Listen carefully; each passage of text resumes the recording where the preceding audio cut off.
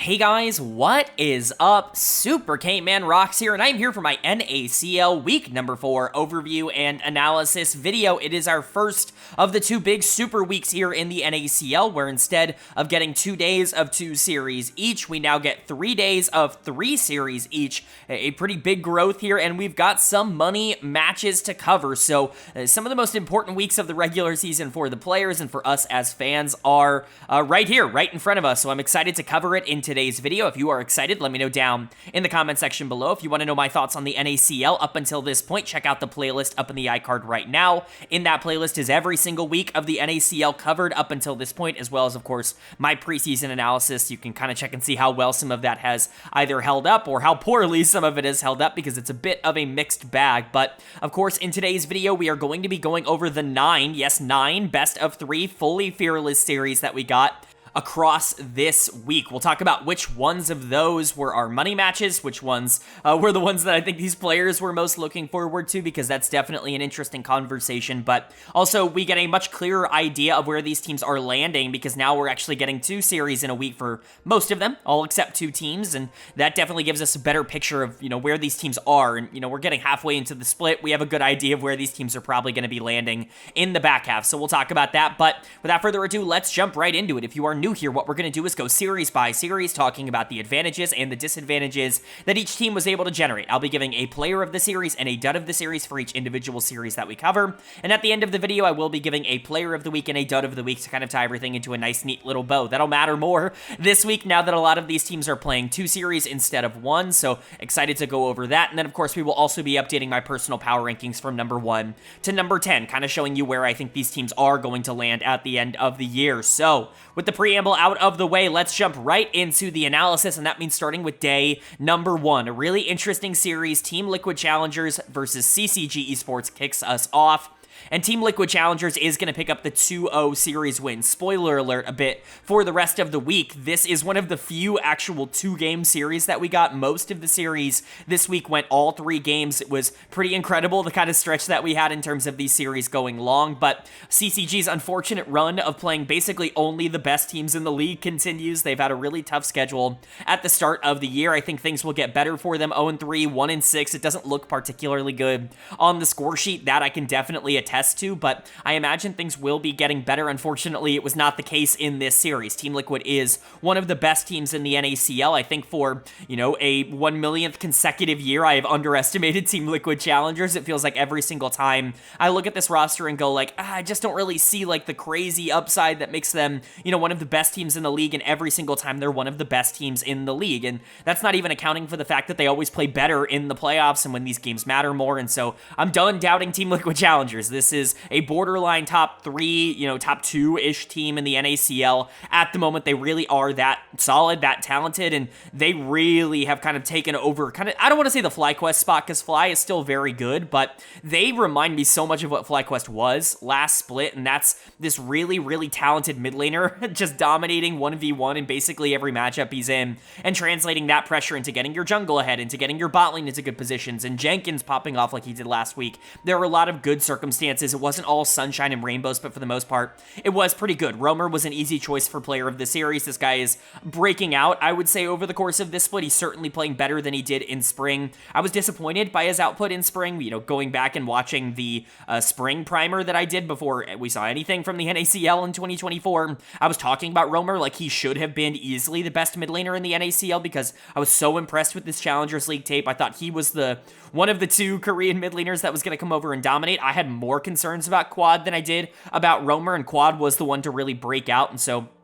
I was definitely a bit disappointed that Roamer was kind of just a really good mid laner that struggled in certain aspects of the game, but it looks like he's settling in here. He definitely has better synergy with Keel than he did in the spring split, which is a really good thing, but his mechanical skill is very clear. He was the best player probably in both of these games, certainly in game number 1 on the Lucian, but probably in game 2 on the Tristana as well. It's just really fun to watch him be so aggressive and to really take control of games. And then, Keel was also very good here. I think he's the other player in game 2 that you could talk about they really wanted to play around the brand, and it ended up working out. He has been awesome throughout summer as well. I think, generally speaking, the increased priority in mid-jungle pressure from Team Liquid has just made this team better. It's made them more consistent. I think Keel and Roamer being their two best players really helps out a lot. Keel is playing a lot more similarly to what he did last year on Wildcard than what he did in Spring, where I actually thought, again, his output was rather disappointing, at least from my expectations. It's not a shock to see that in an AP jungle meta, Keel is playing really well. That's definitely more up his alley, but certainly something to monitor. Spawn and Kim Down were also very good. Kim Down in particular I thought was nice this series. Jenkins, there were definitely some question marks about. He was probably the worst of the two top laners in this series. We'll talk about Crimson in just a second, but Jenkins coming off of a player of the week. I'm not super worried about him. He's always been a bit inconsistent. I still don't think he's like a top 1 or 2 top laner in the NACL, but he's somebody you can rely on at least in big moments. He didn't lose this series for his team. He just wasn't perfect. I think jungle mid was definitely the strength, and hopefully that can keep up for Team Liquid. And then for CCG on the other side, they're fine. Like, I know it looks really bad. I know 0-3, 1-6 looks really bad, but again, they basically only played very good teams. The expectation for this team was for them to be kind of the best of the rest, the best of that bottom tier of teams, not bottom tier, but the best of the more unproven rosters, will say. You know, top 6 all felt like they were teams that could compete for top 3, you know, remotely, and then everybody else was just kind of fighting it out. I still think CCG can land somewhere around number 7. In terms of the ranks, I've kept them at number 7 in my power rankings. They've just faced teams that are better than them throughout the entirety of this year, which is a bit disappointing. Positives first, Crimson was really good here. Crimson's been a little up and down over his tenure so far in the NACL, but this was easily his best showing. The Olaf, the Riven, both were fine. Definitely better than Jenkins on the other side of this map, and he was kind of the positive for this team. We'll talk about him a bit more later in the week, but there were some negatives. Dud of the series for me is going to go to Chad in the jungle. I think you could realistically give this to Manui as well. Whoever you thought had a worse individual game, I'm giving this to Chad for game 1 on the Karthus. If you wanted to give it to Manui for game 2 on the Maokai, I think that's generally fine as well, but neither, I think, played all that well against good competition this week. I felt like Chad's lane opponent was a little bit more dominant, which is why I'm giving Chad Dud of the series, but again, if you wanted to give it to Manui, I think I can understand that, but either way, it just wasn't particularly good from either of these two on CCG. I think Shochi, you know, he hasn't been as dominant in lane as he was last split or the last year. I think that that's something to continue to monitor. Perhaps, you know, switching up jungles, getting into a different situation might actually affect his ability to play super aggressive early. He's still very talented, and he's generally been fine, but just not that, like, top 3 mid laner in the NACL that I think he's been. And Trevor, I think, is an interesting player. You know, playing Senna in game number 2 is always a difficult challenge. You know, Manui is one of those players that loves to play tanks with Senna. He is the AD carry that wants to pull out the Maokai and the Ornn, as we've seen in the past. And of course, he's willing to play Seraphine and Ziggs and all these other crazy champions. It leaves it up to Trevor to be a little bit more flexible. I think he generally was fine here, but Crimson definitely kind of the standout in a positive way. And hopefully for CCG, this run of really tough teams at the start of the split is just that, a run that they can break. And for TLC, this is a really nice win. Again, if jungle mid continue to look really good, I think this team is going to be dangerous and potentially a title contender moving down the stretch. And then moving on to our second series of day number 1, it's another really interesting one between Fearx Starforge and Blue Otter. That Fearx Starforge is going to take in 3. This was a 2-1 series win for them, but Blue definitely put up a good fight. Fear is one of the best teams in the league. They've been at number 3 in my power rankings since week number 1, and I don't think there's really been anything to dissuade that thought. They move to 3-0. They move to 6-2 at the end of this series, which is a really nice place to sit. For Blue, I think this team is still overperforming expectations. Remember, me and a lot of other people had this as the number 10 team heading into this split, and I think we were just, you know, a little concerned with how some of these players were going to adapt to their first stints, quote-unquote, in the NACL. You know, players like Music and Rovex had experience at this level, but it was very limited. Players like Samikin and Levitate didn't, and so we were really, you know, just kind of waiting and seeing when it came to Blue Otter. I think they have exceeded my expectations. This team continues to be a really tough out, a really difficult team to beat, and we'll talk about that. A couple other players I think are playing really well. But Fearx Starforge is one of the best teams in the league. Losing to them is not one of the worst things in the world. Player of the series was honestly kind of difficult for me. A lot of good options. I'm going to give it to Instinct down in the bot lane. I thought his Kaisa game in game 1 was the best game that anybody on Fear played this series. He really kind of took control of that game and was able to kind of dominate the back half of it. Instinct is a really interesting player because if you go back to 2022, you know, with the TSM stint and all that stuff, when you see how I was talking about him on this channel, I was really high on Instinct Instinct. I thought he came in and really upgraded that team and made them a lot more consistent. He was just straight up better than Tactical for TSM in that year. He goes back down to the NACL last year. He goes back down to Tier 2, and he gets on a team that isn't quite as good in FlyFam, and struggles a bit in the spring split. Obviously, the entire league contracts in summer, and he has to go back down to Tier 3, qualifies back up with CCG, all of that good stuff. It was just a little bit like, we'll see what happens with Instinct. I wasn't willing to go all in on him being that LCS caliber player that he was 2 years ago, but he's been pretty good to start this split. I still want to see a little bit more in terms of the crazy upside, like the crazy mechanical prowess, but the floor has been there, and I think that that's a positive. Winsome, I think, definitely helps that. I want to give a big shout out to mid jungle as well. I thought they were generally good here. ABO was probably the most consistent player on this team throughout all 3 games. He never really had a bad game, even if I wouldn't point to him in any of the games as the one to kind of take over and dominate. XU I thought was fantastic in game number 3 on the Rumble. Obviously, that was the game that everyone's going to remember him for, but was a little bit more inconsequential in the other games. Wasn't really good at all on the Vi in game number 2, and so couldn't quite give him player of the series, even though I do think he was probably the best player in the final closeout game. I think Philip continues to look really good, was definitely the better top laner in this series. Overall, just some good stuff from Fear Starforge. Still one of the best teams in the league, and they continue to grow in terms of their consistency, which I think is a huge plus. And then for Blue on the other side, this is still one of the more fun teams in the entire league, if not the most fun team to watch. I think Game 2 is a really good example of what can happen when this team really is clicking. I complained about Nidalee not exactly being a great pick last week, and we'll talk about it. That very much did not hold true this week. That aged poorly, if you will, and I'm happy to say that because Nidalee is a really fun champion. Music looked good on it in Game 2, but Game 2 really was Samakin on the Zoe, and he continues to really be the standout player, I would say, for Blue, at least at the beginning part of this split. When they're winning, it's often through mid lane, and he's often trying to create a big impact. We will talk about him more as we go further along in the week. Levitate and Rovex are also definitely a bot lane to watch. They are clearly not overmatched at this level, which I think is a really good sign. They have held their own. They've done well.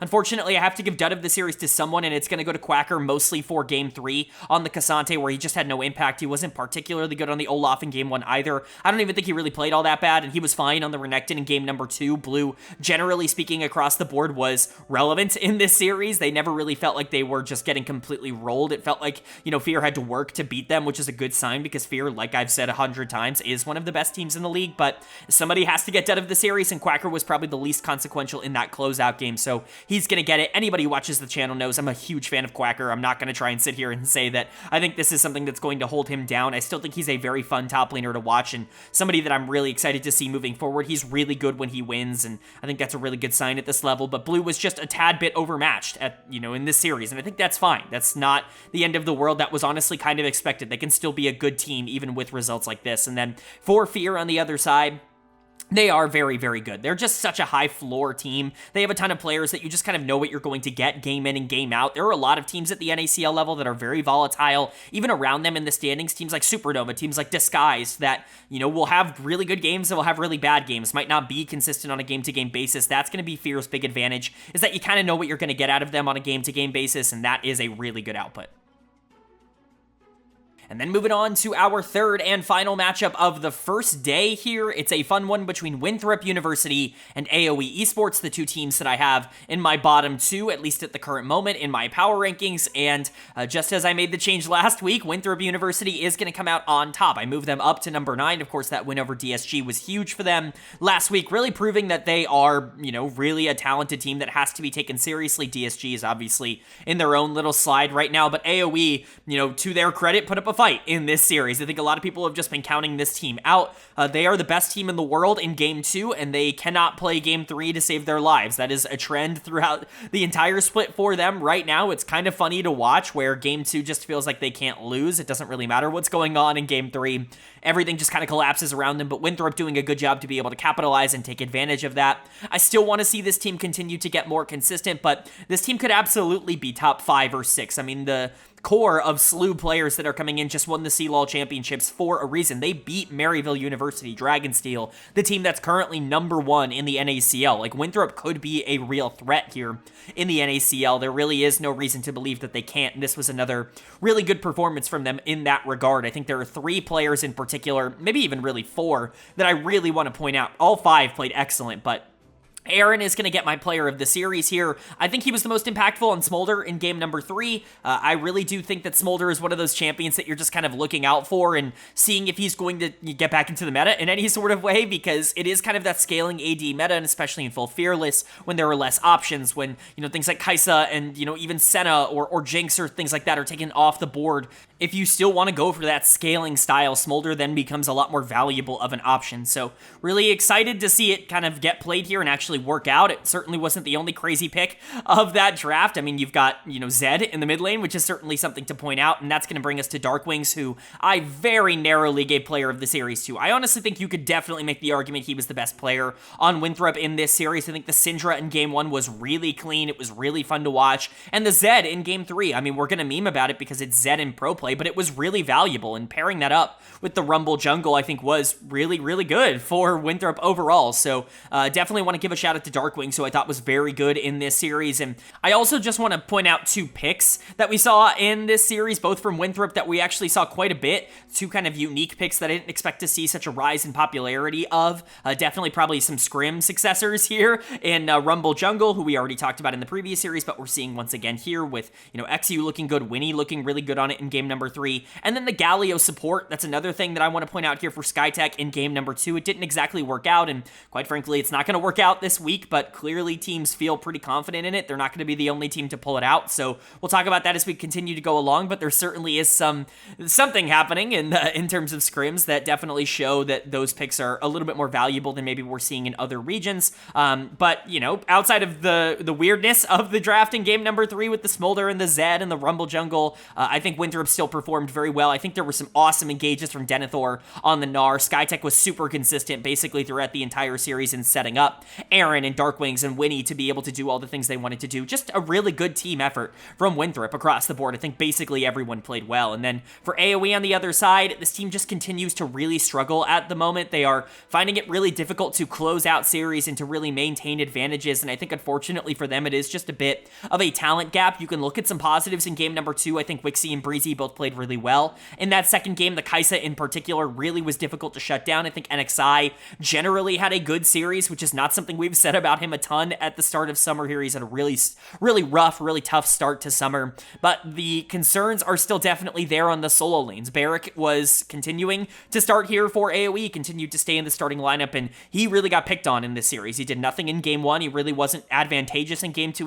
He wasn't winning the game for his team in game number 2, and then on the Vayne in game number 3, it looked like he was actually in a pretty good position. He was doing a lot of damage. He had enough resources to potentially be a primary carry for this team, but really got screwed over by the fact that he didn't have teleport. Winnie took advantage of him being over-aggressive on the top side multiple times to really shut his game down. I think Barrick just looked a little bit overmatched at this level, at least in this series. It felt like even when he was in good positions, even when he was able to kind of, stand up and fight 1v1, it wasn't exactly advantageous for him to do so because it was giving opportunities for Winthrop to be able to shut down his aggressive play. So not a perfect series from Barrick, and he's going to get dud of the series for it, but Cupic in the mid lane also continues to just be a little bit more, up and down, a little bit more hit or miss. They kind of knew that they were signing up for this, I think, going into the year. You don't bring in a player who is super inexperienced at the competitive level, somebody who's basically never played competitive before, and not expect him to have some roadblocks, some speed bumps, at the start of the split. Hopefully he can continue to get better. One thing that is definitely worth noting is, he picked some quote-unquote, like, meta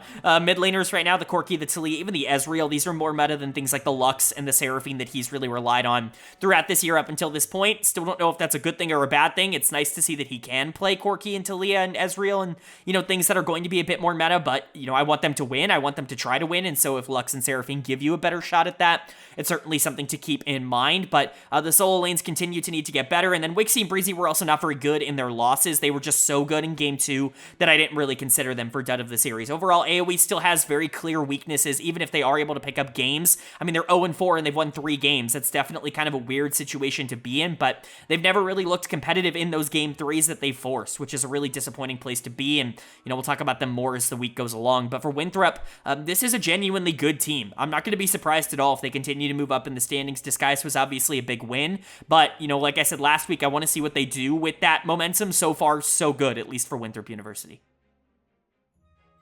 And then moving on now to day number 2, and this is where we get to start our money matches for the week, and that kicks off with one of the more intriguing matches of the week as we saw Team Liquid Challengers taking on FlyQuest Challengers, and FlyQuest is going to pick up the 2-1 series win. Big ups to Team Liquid. They played really well in this series. They pushed Fly, who I think a lot of people just have on a tier above everybody else from like 3 downwards. The top 2 have felt like the top 2 ever since the spring split, where Maryville and FlyQuest really were the 2 that were dominating the most, but Team Liquid has shown that, no, it's not quite as much of a distinction as maybe it was in the spring split. FlyQuest is a lot more beatable now. I don't think it's just because Bradley's coming in instead of Quad. I think it certainly has something to do with it, but, you know, there are other factors as well, and I think some interesting drafts from Team Liquid definitely kind of sufficed in this series, and there were a couple of moments that I really wanted to point out, but we'll talk about them in a second. For FlyQuest, player of the series for me is going to go to Chime in the support position. This was a really easy player of the series. This was a dominant support performance from Chime. Whoever you want to look at on FlyQuest getting super fed in any of the games, whether it's Sajed, whether it's Shaden, you know, it doesn't really matter who got a lot of the resources. Almost all of them got their resources because of just how good Chime was. He was spectacular on the Leona in Game 1, was spectacular on the Rel in Game 3. You know, I've stood on him being by far the best support in the NACL, and I will continue to stand on that. It is a crime that Chime is not in the LCS. That pun was only partially intended, halfway through me speaking it into existence, so enjoy that. But, you know, Chime's deserved to be in the LCS for a long time, and, you know, he's talked about this being his last split as a professional League of Legends player, which is super unfortunate. He was really good for TSM when he was given an opportunity. He should not be in the NACL right now. He was supposed to have an LCS spot at the start of this year, if you believe the rumors and the leaks that he was supposed to play for Golden Guardians, you know, whatever the thoughts and opinions on that were. Like, Chime is just excellent, and he continues to prove that he's a complete difference maker at this level. There are other positives. Sajed was, of course, still very good in the bot lane. If your support is going to set you up a lot, you're going to be able to take advantage of that a lot. So Sajed played really well. I thought Shaden was very good in that third and final game on the Viego. Was fine on the Karthus, on the Brand as well. I think he was one of the more consistent pieces of this team. Was very active on the map, constantly trying to get himself involved and getting his teammates ahead. Bradley and Surdy were generally fine as well. Surdy struggled a bit in terms of the back half of this series. Some of the weird picks coming out from Jenkins really kind of clearly frustrated him in terms of what the 1v1 was happening up on the top side. The Poppy in Game 2 was very strong from Jenkins, and the Lulu like really shut down the cannon, at least in lane, in Game 3, but Surdy was still relevant because he's Surdy, and that's just what happens. The Gnar was definitely his best game in Game number 1. Bradley was fine. You know, the Orianna definitely had some wombo, you know, combo moments in terms of shockwaves in that third and final game. So for the most part, I'm not worried about FlyQuest, especially with Chime playing this well. If this is going to be one of their lesser, you know, victories, one of their least dominant victories of the year, like, that's still pretty damn good. And then for Team Liquid on the other side, this is still a very good team. I don't think this undoes any of the good work that they've done at the beginning of this split. Losing to FlyQuest is not the worst thing in the world, and honestly, they played pretty well in this series. Dud of the series for me, unfortunately, is going to go to Kim Down in the support position. It did feel like a bit of a support gap in this series where Kim Down just wasn't nearly as effective as Chime on the other side of the map, especially in games 1 and 3. That Galio continuing to not look great. Thresh is severely underpowered right now. I understand that that champion just has a lot of inherent viability because it's Thresh and his kit is so good, but his numbers are really bad. His CC numbers in general are really bad, and so it's not really ideal. I think if you're looking for positives from Team Liquid, the top side of the map, Jenkins was really effective in this series because of some of those crazy picks. He pulls out the Lulu top in game number 3, and the laning phase really shows why that pick was, you know, considered by Team Liquid in the first place, especially in full Fearless. It actually was really effective, even if it didn't do too much at the end of the game. And then the Poppy was super valuable in game number 2 to just shut off everything that Fly wanted to do with Corki, with Rakan, with Cassante. I mean, Poppy is just such a valuable champion that continues to be undervalued by a majority of teams across the world. It's not just the NACL, it's a lot of different teams, whether that's in top lane or jungle or support or wherever you want to put it. It's going to be valuable basically wherever. I think Keel was also really good in this series. Game number 2 was really strong from him on the Nidalee. That's a trend. Again, Nidalee looked very good this week, kind of antithesis of what I talked about last week, which is definitely funny, but, you know, I'm willing to live up to that. I'm glad that Nidalee looks a lot more competitive this week, but Keel continues to be, you know, very consistent for this team. Roamer is super aggressive. There are going to be some games where he looks really good. He pulls out the Varus here. We'll see that more this week in the mid lane, but, you know, there are going to be some games where he looks awesome, some games where he looks horrible, and that's just kind of what you have to live with. He's a very aggressive kind of feast or famine player, but his mechanics are going to be able to get him into good positions for the most part, especially in these more traditional matchups like LeBlanc versus the Orianna. So I feel fine about Team Liquid. This is honestly a pretty good loss from them. FlyQuest is a very good team, and they were super competitive in this series, and for the most part, I think their drafts actually elevated them. I don't think there's really a lot to complain about other than the fact that they couldn't quite close it out, but FlyQuest is that good, and Chime was the best player on the Rift today, and so you just kind of have to live with that. It was a really good win for FlyQuest, and, you know, they're going to continue their kind of march at the top of the standings. Then moving on to our second series here of day number 2, and it's a battle of yellow teams here in another money match. It's Disguised taking on AOE Esports, and unsurprisingly, Disguised is going to pick up a win. They're going to get back to 500. This team is still showing way too many signs of inconsistency for me to feel good about them, but AOE is certainly a beatable team at the current moment, and for AOE's credit, they continue their streak of losing the series in 3 games after winning game number 2. It is crazy how they are just the best team in the world in that second game and can't really do much outside of that. But, you know, we'll talk about them in the end of this segment because there is a lot to talk about when it comes to AOE. They are making some changes going into next week, and we'll talk about where I think that could lead them. I'm not really sure it's going to matter all that much, but for Disguised, you know, we'll talk about the winning side first. Player of the series was honestly super difficult because there were 3 players that played excellently, and I think really whoever you want to give player of the series to is all kind of up to your interpretation. I'm going to give it to Tomo because he is the one who did stuff with the resources that he was given. I understand that Tomo wasn't exactly the one going out there and generating all of those resources on his own. I understand that he wasn't the one going out there and making the most aggressive plays in the world, but Tomo has been such a rock, such a consistent piece for this team throughout this split. When they need a carry, they can put him on Smolder and they can let him win the game, and that's what he did in game number 3. If you want to argue that, you know, you should give it to the people who set him up a little bit more, I can understand that argument, and we'll talk about that in a second, but I've been really impressed with Tomo. He was awesome in the LCS, in my opinion, much better than I was expecting him to be.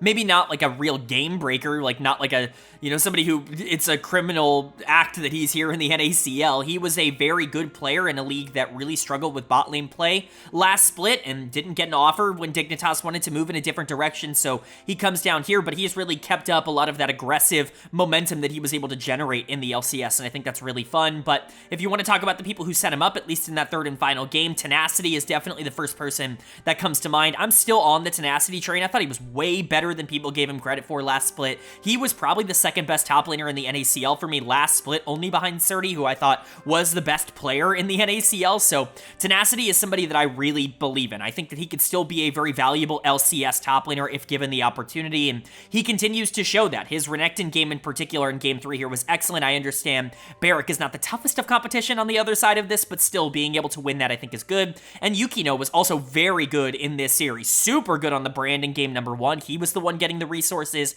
and trying to do something with it, and then completely transitioning into the Sejuani in game number 3. That was a super good setup kind of game from him, a facilitative kind of game from him. This was kind of a needed performance from Yukino, who I think has been a bit more inconsistent than I would like at the start of this split. This was kind of a lock-in performance, being both a carry and a facilitator for this team that I was really excited to see. Young and Poom were also good, but Tenacity, Yukino, and Tomo were definitely the 3 standouts for me on DSG in this series. And then for AOE on the other side, it's just not good. I'm not going to try and talk about formalities here. They are making changes going into next week. Barrack and Cupik are out. Barrack felt like he was just a placeholder in the first place because they wanted to get something that was a little bit more consistent than what Moosehater was clearly offering them. And Cupik is out in the mid lane. You know, apparently that's his decision. If that is true, then I have nothing to really complain about. If he went to management and said, I think it's better if I'm benched, then okay, like that's fine. If that's the direction that he wants to go with his career, maybe he felt a bit overmatched playing at the NACL level, but if this was management's decision, if you signed Cupik and then a month in, you're in a relegation battle and you bench him, then I don't really know what you were signing up for. You're in a developmental league, and Cupik is a player who, as I've mentioned earlier in this video, has never played competitive before, at least at any level remotely close to this. He's never really played at tier 3 before. He's really just kind of a solo queue player. If you brought him in with the expectation that a month into this tenure, he was going to be one of the better mids in the NACL, that's crazy. Like, you brought him in as a developmental piece and then kind of moved on from him. I hope that, you know, him saying that this was his decision is the truth. I hope that that ends up being the case because, you know, I would really not like what AOE was doing if they decided to move on from him, you know, after a month. Like I said, it just feels very, very strange to bring him in the first place if that was going to be your decision. I do understand because they are in a relegation battle, but your schedule doesn't get easier, and so So, their lineup is changing. You've got Cozy coming into the top lane. You've got Onat after, I guess we'll just say, some drama in the offseason coming back to AOE. It's certainly going to be a different team, but it doesn't really fix the underlying issues for me. And right now, one of the big issues is jungle. NXI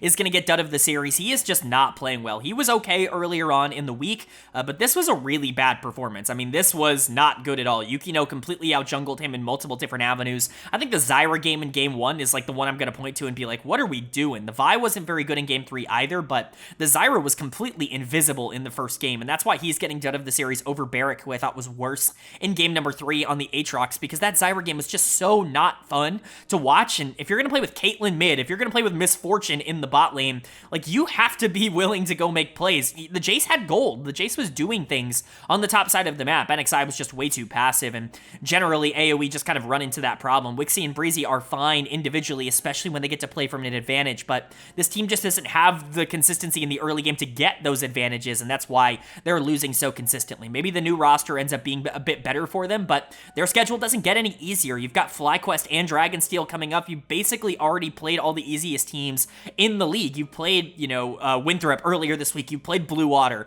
It's really just CCG in that, expected bottom group that you still have yet to play, and you're sitting at 0-5. This looks like it's going to be a disaster of a year, and honestly, at this point, I would be shocked if AoE pulled themselves out of the relegation spots. But for DSG, this is a really necessary win. Getting themselves back to 500 is really huge for them. Doesn't erase any of the inconsistency worries that I have about this team, but at the very least, they were able to pick up a win here. And then moving on to our third and final series of the middle day here, day number 2, we had a matchup between Supernova and Dragonsteel. That Dragonsteel is going to pick up the 2-1 series win in. This was also pretty indicative of how this split has gone for both of these two teams. Dragonsteel coming out on top, looking really good when it matters the most in the decisive games 2 and 3 with their backs up against the wall, where Supernova does really good to get out to a hot start. They look like they're going to be able to upset the number 1 team, the undefeated team here in the NACL, and they just quite can't do it. It's a very close series, and they're going to be kicking themselves because they had some opportunities, and I'll talk about where I think things went right, where I think things went wrong for them, but Dragonsteel just continues to look amazing, and again, until proven otherwise, this is the best team in the NACL. They took down FlyQuest, the defending champions, in their first series, and ever since then have been essentially untouchable. They're at 8-2 in terms of their game score. This was only their second game loss of the entire split, and Supernova, was not a bad team at all. So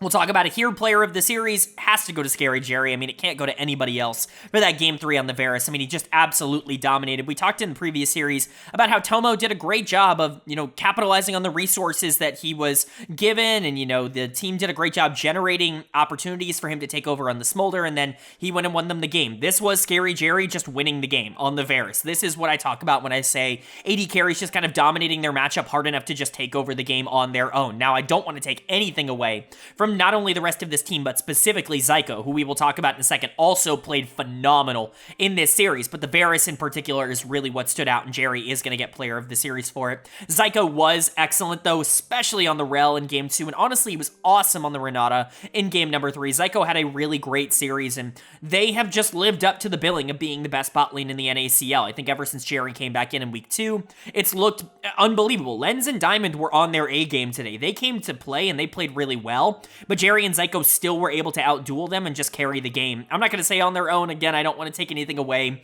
from the rest of Dragonsteel, but Jerry and Zyko were definitely the two that you're looking at as the monumental pieces for Dragonsteel in this series.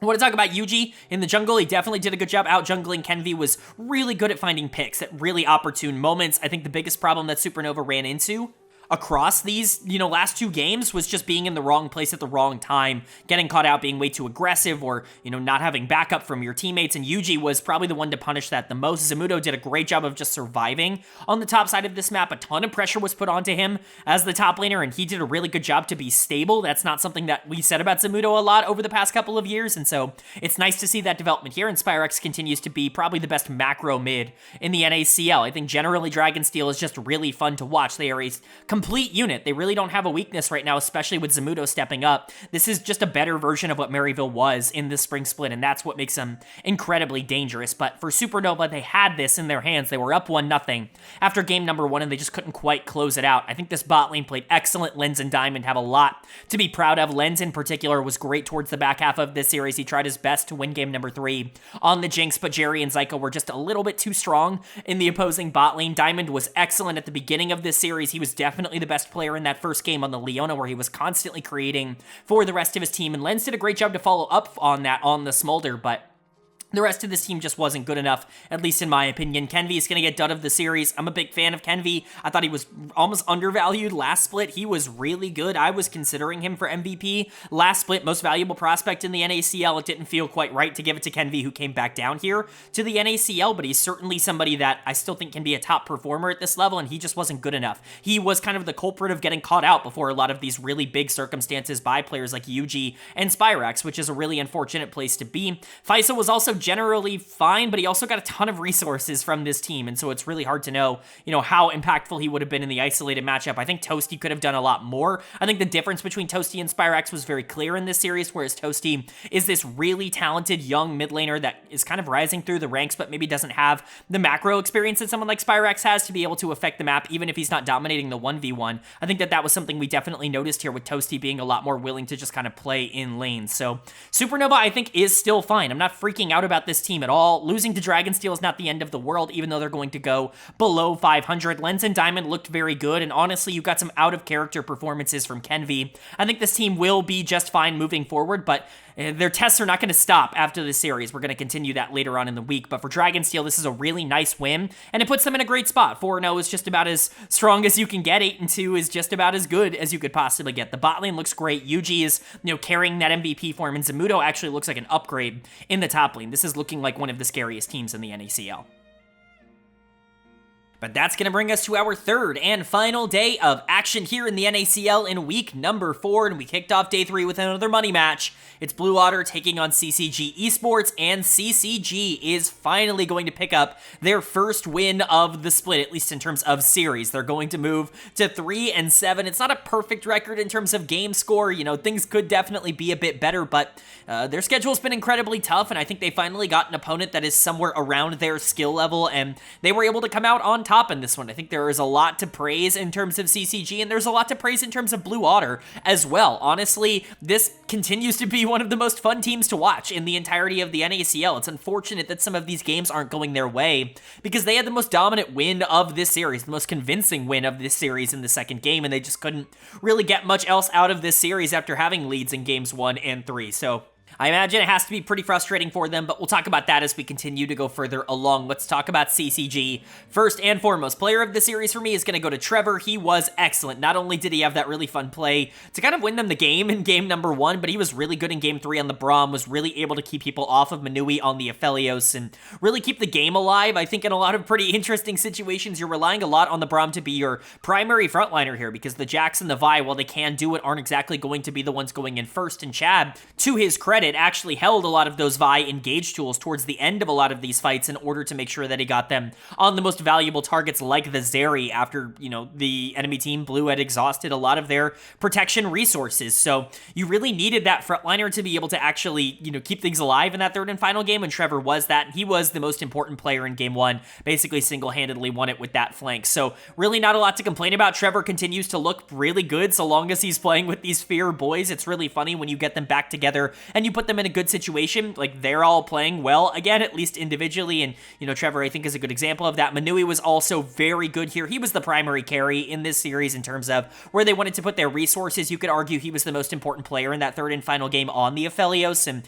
it's a good week to be an AD carry, I would say, in the NACL, because those ADCs are just so regularly getting strong ahead in good situations. Manui did a very good job here at trying to keep the game, from getting too far out of control in game 1 on the Ashe, and then obviously obviously taking over on the Aphelios. Shochi was specifically good on the Ziggs. Ziggs is actually a really valuable pick specifically for CCG because it is more of a flex than it is for other teams. Not that other teams don't play Ziggs bot, just that Manui really plays Ziggs bot. Like, he's more than happy to play those AP champions, and so the fact that Shochi is willing to take that into the mid lane just creates more draft opportunities.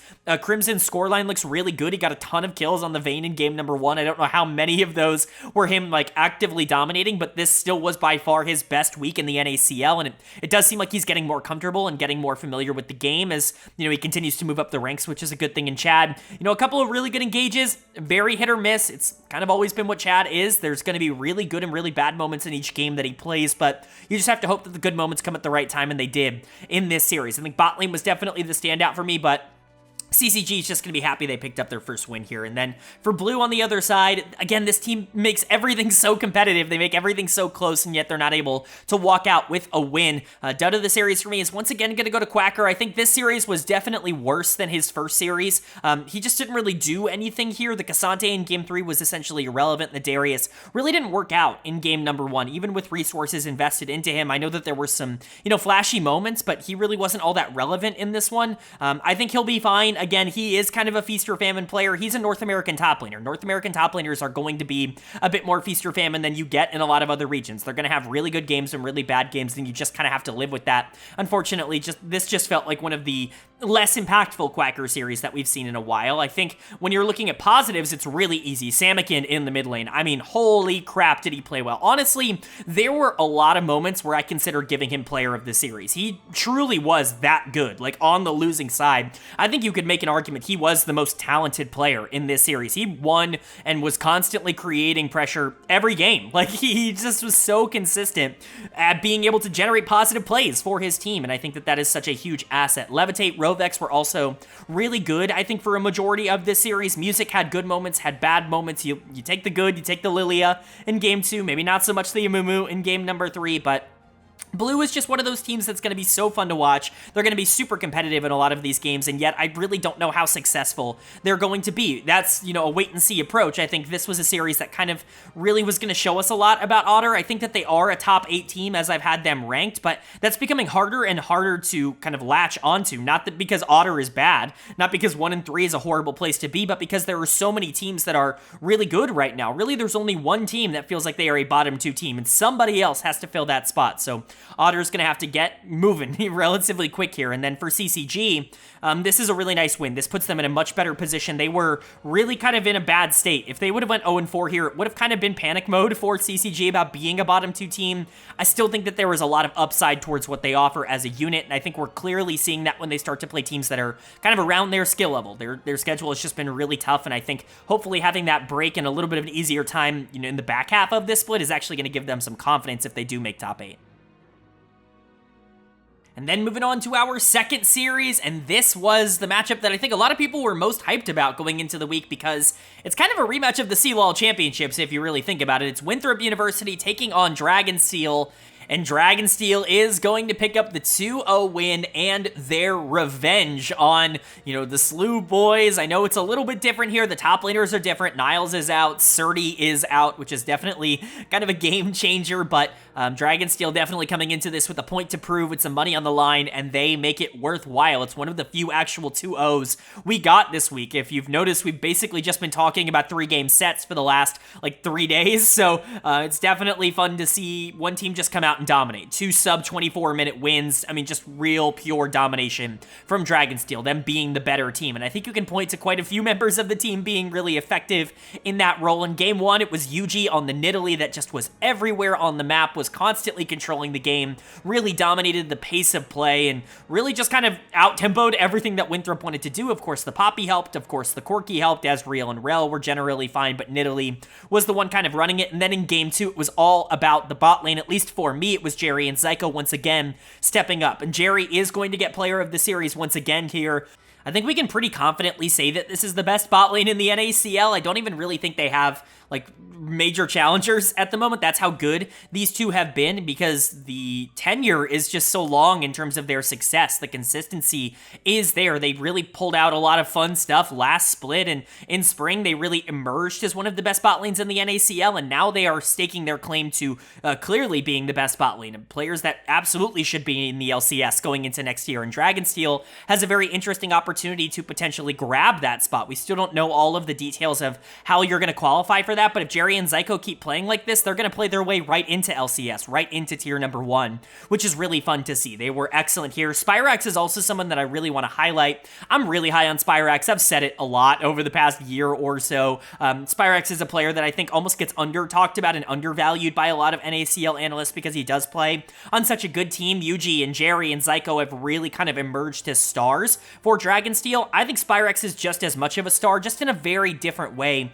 He is so good at being able to make the rest of his teammates look great, even with low resources. I think he's easily the best low resource mid laner in the NACL. He would be top 3 or 4 in that in North America, like full stop right now. Spyrax is that good. This is a player that I think very much will succeed if he makes the LCS level, and I'm really excited to hopefully see that in the future. And Zamudo obviously has really kind of amplified this team. I think the mechanical prowess that he brings is something that this team that didn't have. It's not an element that they could utilize. Not that Niles was bad, just that Zamudo is crazy. Like, he's cracked mechanically. So you just get these situations where he's winning basically without any assistance in matchups that he's supposed to lose, and it's pretty fun. He's not perfect. He is going to give over some resources and places that maybe you wouldn't like, but for the most part, he's actually been way better at that so far this split. So really liking what I'm seeing out of Dragonsteel. There's really not a lot to criticize. 10-2 is very legit. And then for Winthrop, I mean, you lost to Dragonsteel. Like, you can live with that. You're certainly not going to be frustrated by that. I think there were some,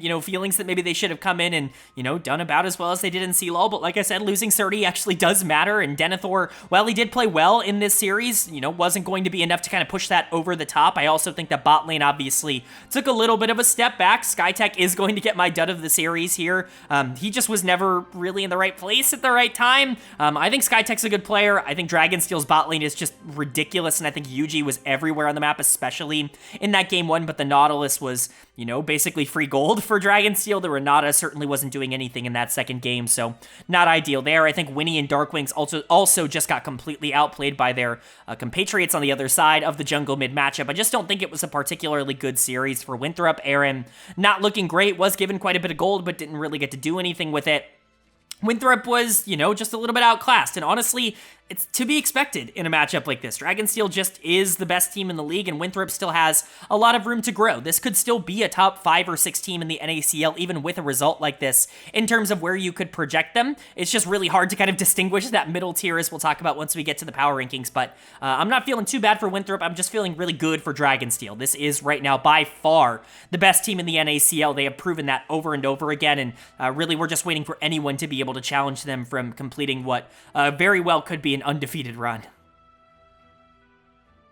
And that brings us to our final series of the week here, and this is one I was really interested in talking about because it does kind of show us a lot more than maybe we anticipated. It's Supernova taking on Fear x Starforge, and Supernova is actually going to pick up the 2-0 series win here. They're going to move back to 500 in terms of their series score. They're going to give Fear their first loss of the split, at least in a series, and this is a big result for Supernova because it does confirm that while this team is inconsistent, while they have their problems, they are still a team that has to be reckoned with near the top of the standings. Their losses really are not all that bad at the current moment.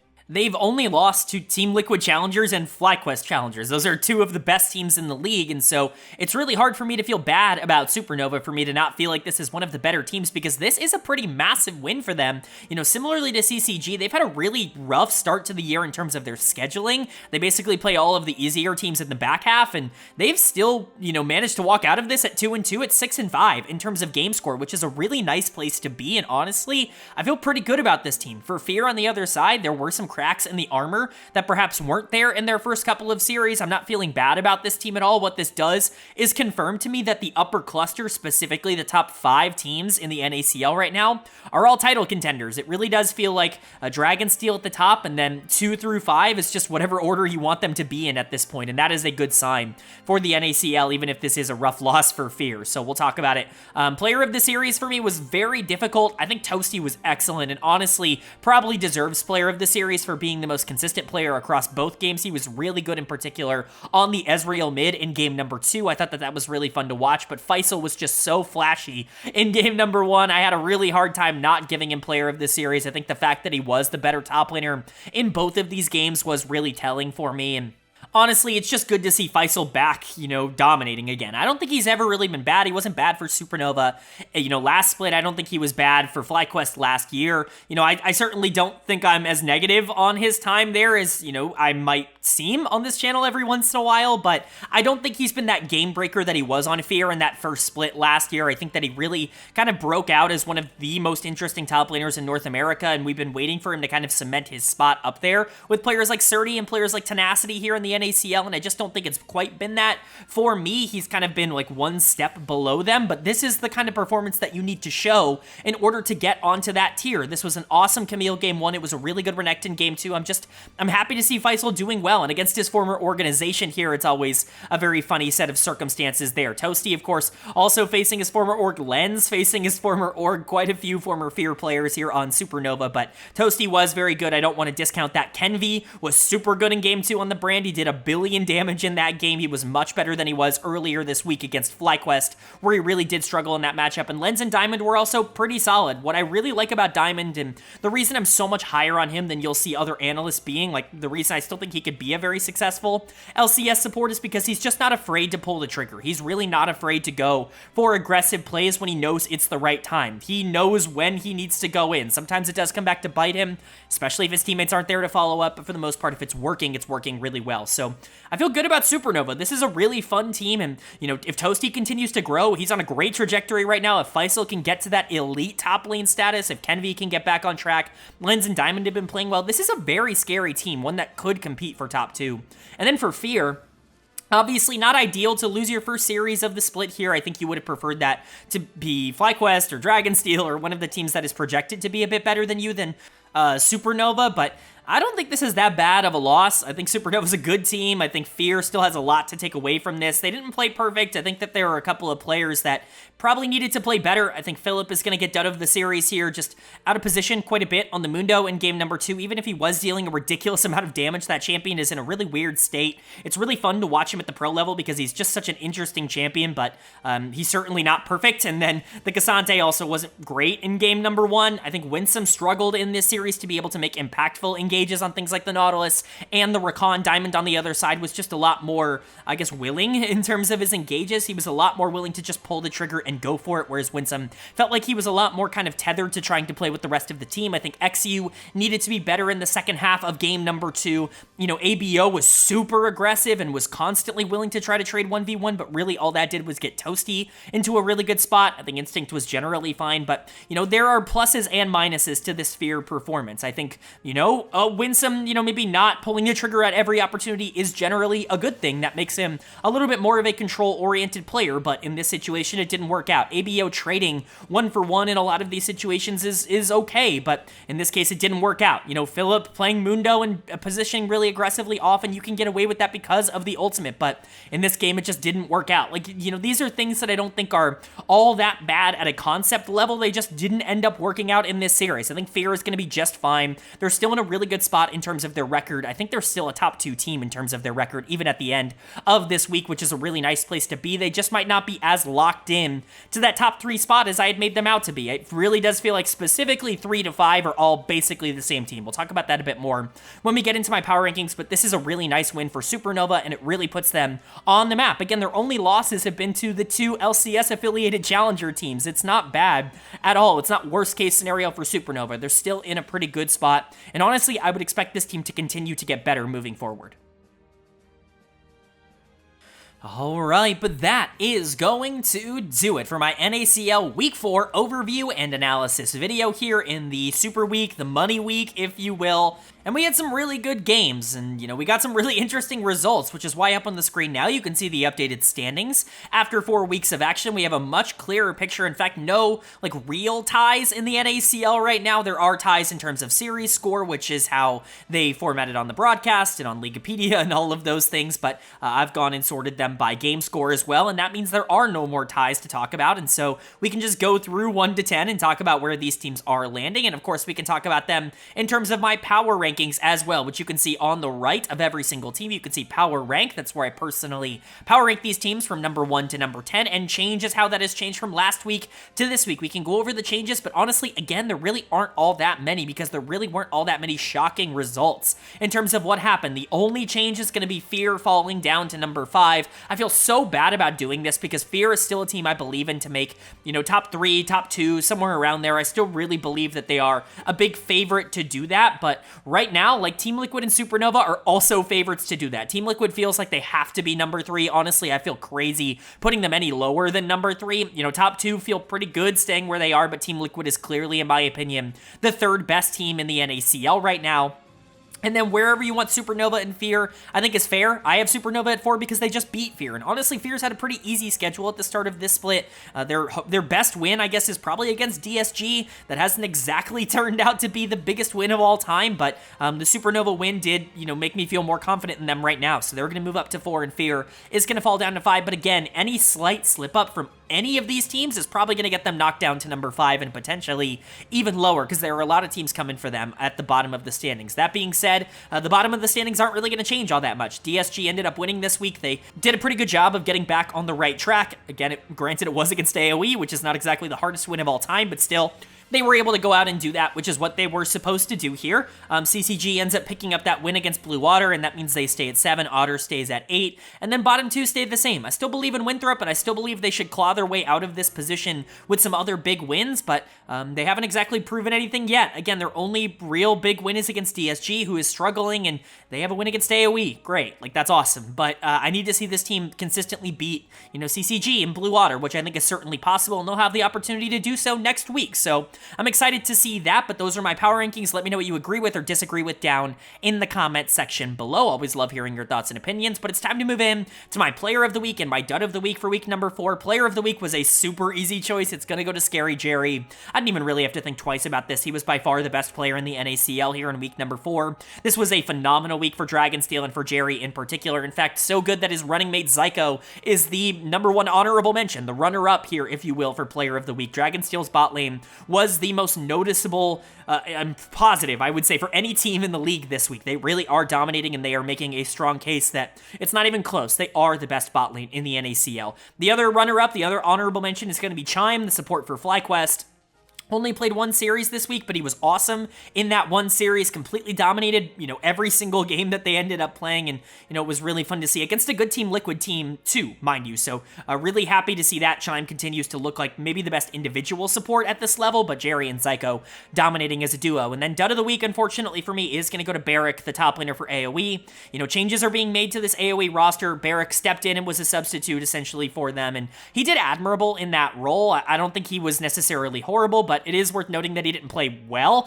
Just because he was put in a bad situation doesn't mean that it's not, fair to call him out for not being particularly good over the course of this weekend for AOE continuing to really struggle. He's going to get dud of the week for me and AOE in general. Just needs a new shot in the arm, and it's going to be difficult for me to see this team getting anywhere out of the bottom 2, but Barrick is going to get my dud of the week, and Scary Jerry is going to get my player of the week. But that is going to do it. I do hope you guys enjoyed. If you did, let me know down in the comment section below and leave a like. It really does mean a lot to me. It lets me know you guys are enjoying the content, and it helps get this video out to a lot more people, which I'm always very appreciative of. If you're new here, hit the subscribe button. We don't only post about the NACL on this channel, we post about all 4 of the major regions every single week that they have games, that is. That's the LCS, the LEC, the LCK, and the LPL. Of course, they're coming back from their break, and videos will be returning next week. Excited for that, but if you want a comprehensive overview of everything going on in LoL Esports, this is the place for it. Hit subscribe and hit that bell so you can be notified when those videos do go live. But of course, with all that being said, I hope you all are having a great day. I hope you continue to have a great day. And I will see you all